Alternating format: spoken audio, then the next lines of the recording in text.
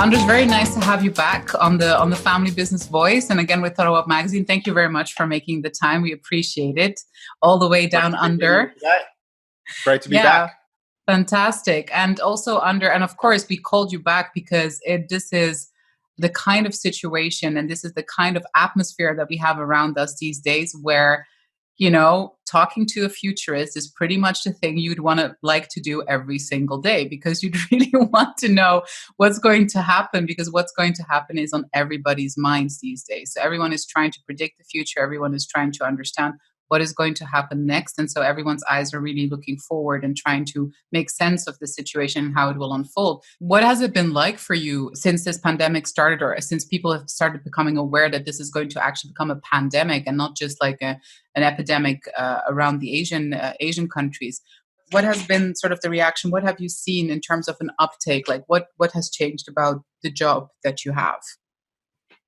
Well, the good news about being a futurist is you always do get looked to, particularly in disruptive periods like this. People are looking for signal in the noise. So even in terms of my own business, certainly there's been parts of my business that have been upended and others that have fully scaled up, right? So on the upside, what I think is really, really positive is just the rise and the need and the attraction to strategic planning processes like scenario planning, which is one of the areas where we specialize. So we've been doing a lot of scenario planning, not just for our business, but of course for client businesses around the world, where they're looking further afield and really, kind of asking themselves two primary questions.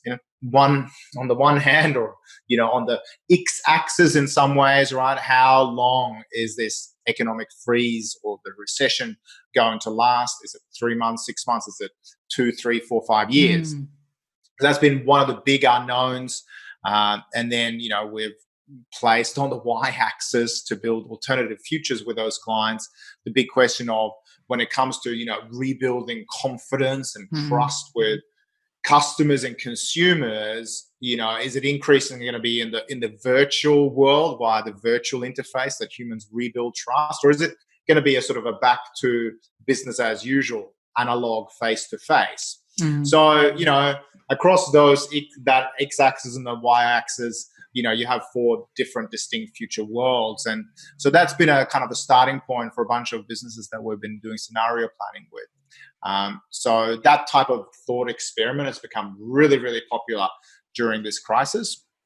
On the other hand, I also have to say that, I used to travel the world up to 240 international travel days a year. I was going to say, you used to travel a lot. Yeah, exactly.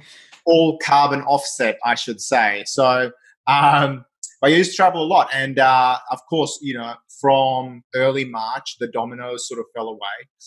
So pretty much all my, analog, this is the irony, right, of being a futurist. People still paid you to turn up in physical reality, in a conference venue, in a hotel, to tell science fiction stories, essentially.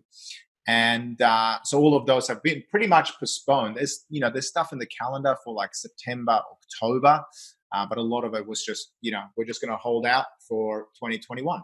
When we talk about specifically the technologies, and I don't want to go into too much of a nerd off with you because I think we could get carried away, but I still think it's very interesting for us to talk to you about the technology stage that we are at now, especially in relation to artificial intelligence and how it can help us create businesses that are leaner potentially, right? Like that are more agile in that sense. So that helps us cut some of the overhead that makes us, very at risk in times like COVID, for instance, which is now a real possibility. For pandemics are a real possibility. I think everyone's convinced now. So AI, or any other technology that you can think of, what do you think is going to be the outcome for AI, for instance, from this situation? Are we going to see increased investment? Are we going to see increased usage? Both?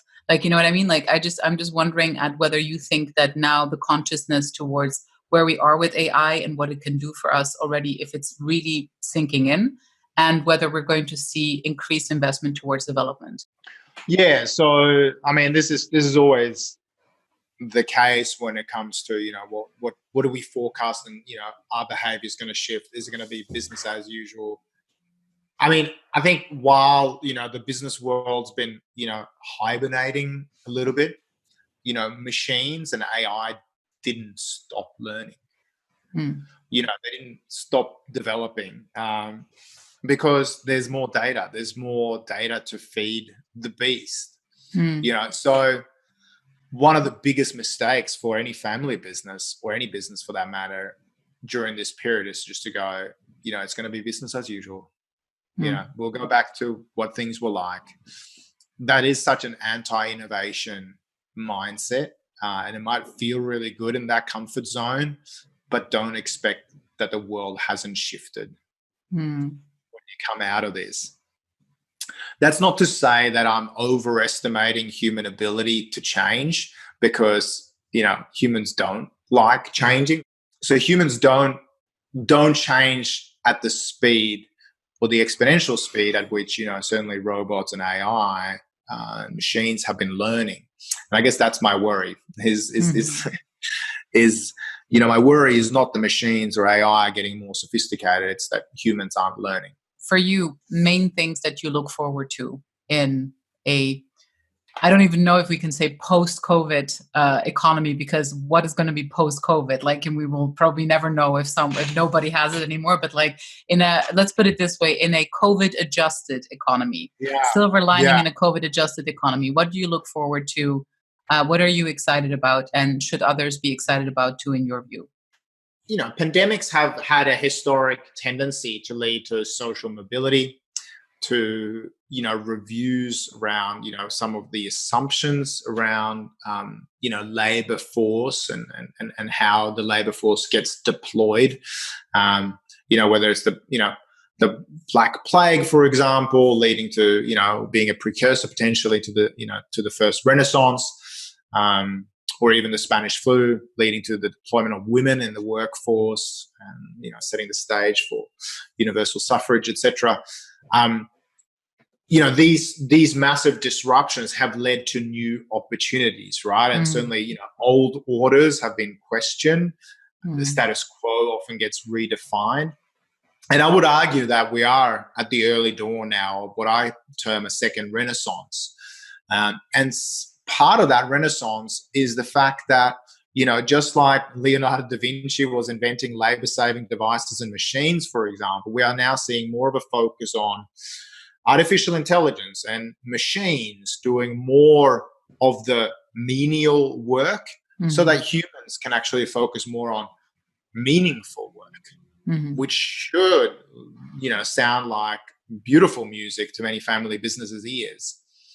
And part of that will be us spending less time punching spreadsheets and doing data entry, even at high levels of organizations. We see some of that behavior, but actually focus on more strategy, innovation, creativity, interpersonal, bringing back the human touch, thinking more sustainably, not just for our generations, but for the next few generations, thinking about the planet.